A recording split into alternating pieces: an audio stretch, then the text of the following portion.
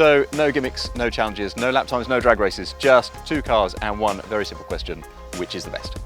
The first is the McLaren 570S, which is a car that has most of the performance and more of the sense of drama and fun than any McLaren we've seen thus far. It's the supercar that I reckon is the best. I agree, it is the best supercar of the moment, but there is a new contender, and behind me it is the Honda NSX. We've been waiting a very, very, very long time for this car, and it's hugely exciting, and I'm going to see if it's better. So there is a reason there's no drag race here today, and that is the fact that it's wet underfoot. But because this is an Autocar, we have performance tested both of these cars in the past. And what I can tell you is the McLaren is unequivocally faster. You'll get from 0 to 60 miles an hour in 3.1 seconds, where this one's 3.3. It gets to 100 miles an hour in 6.4. This one's 7.3. Does a standing quarter mile in 11 seconds. This one's about half a second more. Does a standing kilometre almost a second quicker than this. No question at all, the McLaren is the faster car. So, Stato fans, the Honda is the more powerful car here, right? 573 horsepower, and the McLaren's got 562. So why isn't it the faster of the two cars? It comes down to curb weight. Electric motors being quite heavy things made up of magnets and lots of copper wire. The Honda actually weighs 1,770 kilos, and when we weighed this McLaren, it's under 1,450. So that's 300 and something kilograms that the McLaren doesn't have to carry around with it.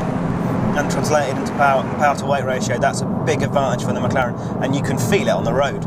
Alright, the Honda takes off really cleanly because of that electric motor assist, but in terms of peak performance, you know, how fast they go in outright terms, the McLaren's quite a lot faster, and it feels it as well.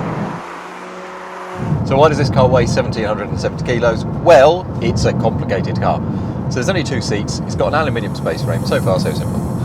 But behind me is a 3.5 litre twin turbocharged V6. Now that turbocharged V6 makes 500 brake horsepower on its own, but that is obviously not enough these days. Not for a proper bona fide supercar, matey. So it has an additional electric motor on the back of the engine that drives the back wheels, and then there are another two electric motors on the front, generating 37 horsepower each for the front wheels. And that means that the Honda can do some pretty fancy things with torque vectoring and push power, extra power to the front or the rear as it needs it. So this is quite a complicated supercar.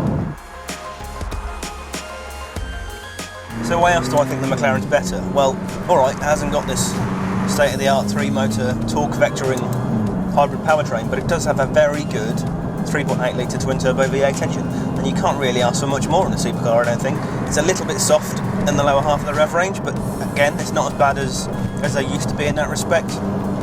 It's got this wonderful elastic power delivery, so it's really dramatic, as well as being really fast and exciting. Off it goes.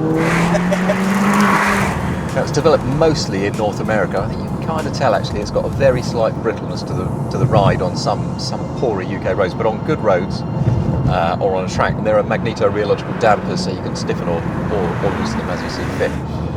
This is a car that has really good control of those body movements.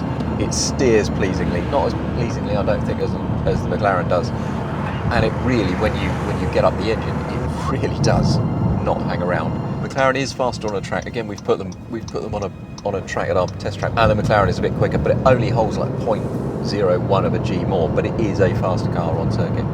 And also, McLaren are just so good at the detail of these cars. You know, they know what's important to supercar buyers, and they're just getting better and better at nailing it every time, because it's their bread and butter. For Honda, they make one supercar every 25 years. For McLaren, they depend on making the best cars in the class, and that's what they're getting good at. So the 570S comes with carbon ceramic brakes as standard. On the Honda they're optional, and the McLaren's got Pirelli P0 Corsa tyres, so you can just drive it straight onto a track day. The Hondas aren't quite as grippy. The McLaren's got these lovely bucket seats, they feel like proper supercar seats. And actually you can tell that some of the interior plastics are a little bit shiny in places, a bit of silvery shiny, black shiny. Not sure it's quite up to scratch for a 140,000 quid supercar, and likewise the infotainment system is Honda's basic system, standard system. That is just garbage. Nevertheless, this is a nice car to sit in. I've got wide seats, door opens widely, the boot's in the back and it's not a bad size.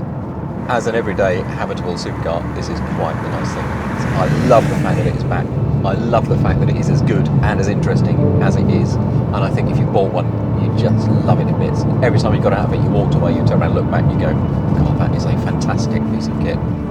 You know, ultimately, it's only the difference between a very good supercar and the best one going. But that's what this is. The 570S is, without a shadow of a doubt, the best car of its kind.